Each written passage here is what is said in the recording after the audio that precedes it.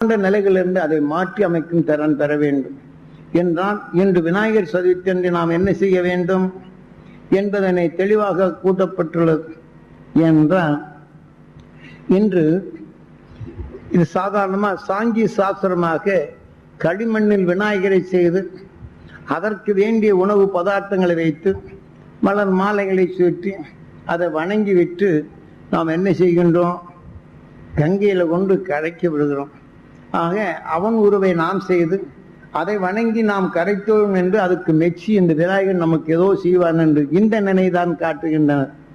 ஆகவே நாம் நம் உடலில் நாம் வாழ்க்கையில் சலிப்பு, சஞ்சலம், வெறுப்பு, கோபம், குரோதம், சலிப்பு, சங்கடம் எத்தனை விபத்துகளை பார்த்திருக்கோம். இத்தகைய தீய வினைகள் எல்லாம் நமக்குள் உண்டு.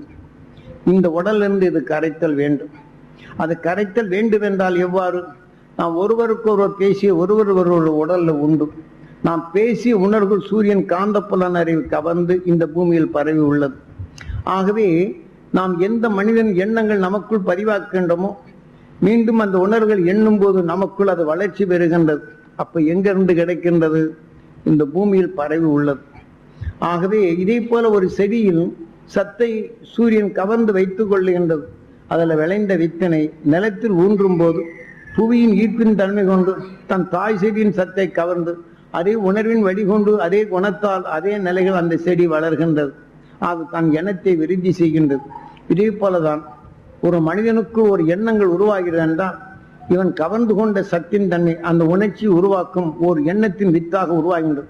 நாம் அதை சூரியன் காந்த சக்தி கவர்ந்தால் அந்த உணர்வின் சத்தாக கவர்ந்து கொண்டு நாம் நுகர்ந்தால் நமக்குள் அது ஊழ்வினை என்ற வித்தாக பதிவாக்கி விடுகின்றது. ஆக அதை மீண்டும் அதை நினைப்படுத்தும் போது அதை உணர்ச்சி ஊற்றி அது அணுக்களின் தன்மை பெருக்க செய்கின்றது. ஆகவே நாம் வெளியிட்ட அந்த உணர்வுகள் சூரியன் காந்த சக்தி கவர்ந்துள்ளது, நமக்குள்ளும் பதிவாகி உள்ளது. இதை துடைக்க வேண்டும் அல்லவா? இதற்கு என்ன வழி? ஆகவே வருடத்தில் ஒரு நாள் இந்த விநாயகர் சதுர்த்தி என்று வைத்து நமக்குள் அந்த காலையில் அந்த இந்த நாள் முழுதுக்குமே அந்த துருவ நட்சத்திரத்திலிருந்து வரும் அந்த பேரருளும் பேரொழியும் நான் பெற வேண்டும் என்று ஏங்கி நம் உடல் முழுதும் பரவ செய்து அந்த பரவ செய்து கொண்ட பின் நாம் யாரையெல்லாம் சந்தித்தோமோ தொழில் நிமித்தம் நாம் இருந்திருப்போம். அதில் சிறு குறைகள் வந்திருக்கும், ஒருவருக்கொருவர் பொறாமைப்பட்டிருப்போம். ஆனால் கோபத்துடன் பொறாமையினால் வரும் எதிர்ப்பு நிலைகளை உருவாக்கி பகமை கொண்டிருப்போம். ஒருவருக்கொருவர் வேதனைப்படும் நிலைகளை சொல்லியிருப்போம். இந்த உணர்வுகள் நமக்கு பதிவாகியிருக்கு. இந்த உணர்வுகளும் படர்ந்து உள்ளது, நமக்குள்ளும் பதிவாகி உள்ளது, அவருக்குள்ளும் பதிவாகி உள்ளது.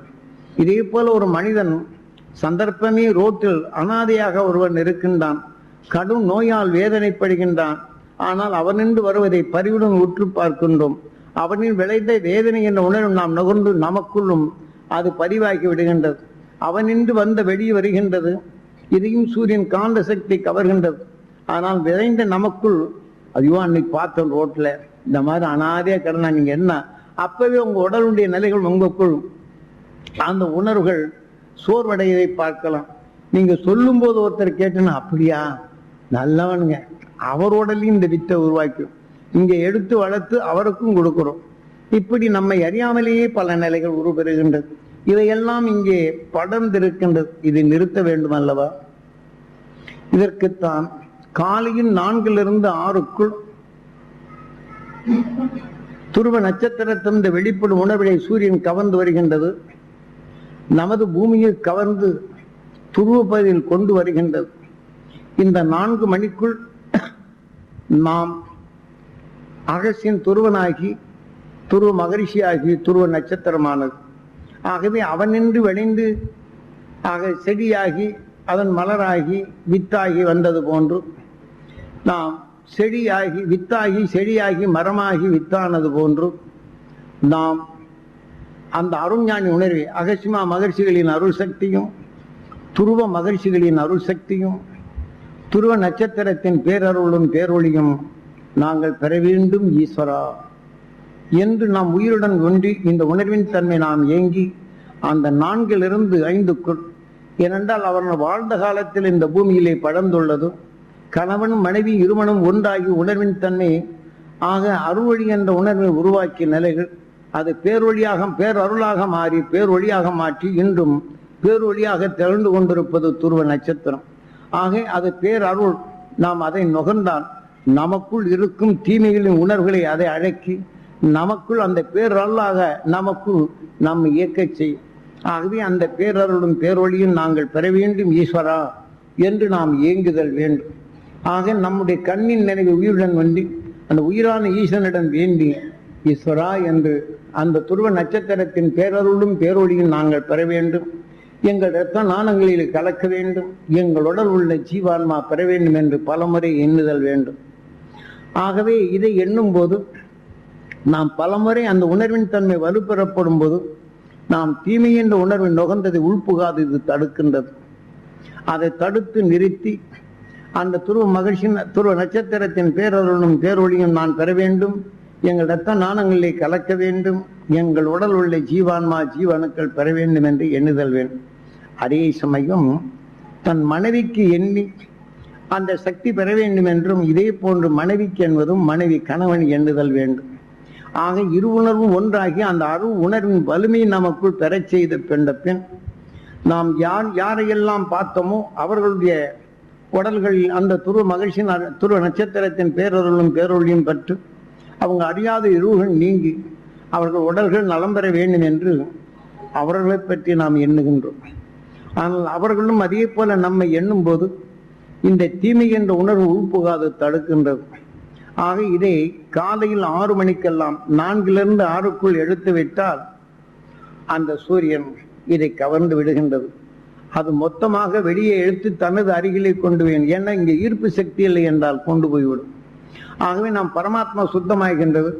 நமக்குள் தீமையை விளைவிக்கும் அதுக்கு உணவு கிடைப்பதில்லை.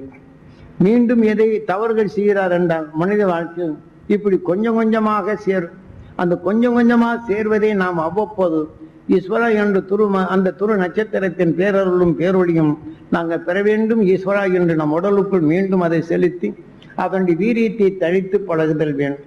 இவ்வாறு நமக்குள் ஒருவதை மாற்றி அமைத்து இவ்வாறு நம் வாழ்க்கையில் வாழ்ந்தால் ஆக இன்று எப்படி துருவ நட்சத்திரம் ஒளியாக இருக்கின்றானோ அந்த உணர்வை வரும் நஞ்சினை ஒளியாக மாற்றி கொண்டு இன்று துருவ நட்சத்திரமாக இருக்கின்றதோ அதனை பின்பற்றி சென்றோர் அனைவரும் அதன் ஈர்ப்போட்டத்தில் சப்தரிஷி மண்டலங்களாக இருக்கின்றார். நாம் இந்த உடலை வென்ற பின் அதன் உணர்வை நாம் வளர்த்தால் எதன் உணர்வு வலுவற்றமோ இந்த உயிர் அங்கே அழைத்து செல்லுகின்றது. இங்கே பற்றும் பாசமாயிருந்து எனக்கு நல்ல முறையில் உதவி செய்தாரு மாராச என்று இவருடைய நிலையிலிருந்து அவர் நோயோடு இறந்தால் அந்த உணர்வின் தன்மை நமனந்த நிலையும் அவன் அறிந்து உணர்ந்த பின் சூரியன் எப்படி ஒளியானதோ இதே போல உயிர் ஒளியான பின் இது அழிவதில்லை. சூரியன் ஒரு காலத்தில் அழிந்துவிடும். ஆக இரு உணர்வு ஒன்றாகி ஒளியானது இந்த சூரியனை அழிந்தாலும் அவன் ஒளியின் சரீரமாக என்றும் நிலைத்திருப்பார்.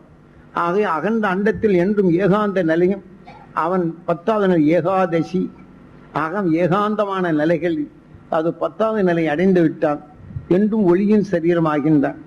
அந்த நிலைதான் இந்த வரும் தீமைகளை நாம் நிறுத்தி பழக வேண்டும். நாம் விநாயகர் சதுர்த்தி நமக்குள் இன்னொரு வேதனை என்ற உணர்வை எடுத்தால் அந்த இயக்க வளர்ச்சி நம்மை மாற்றிவிடும்.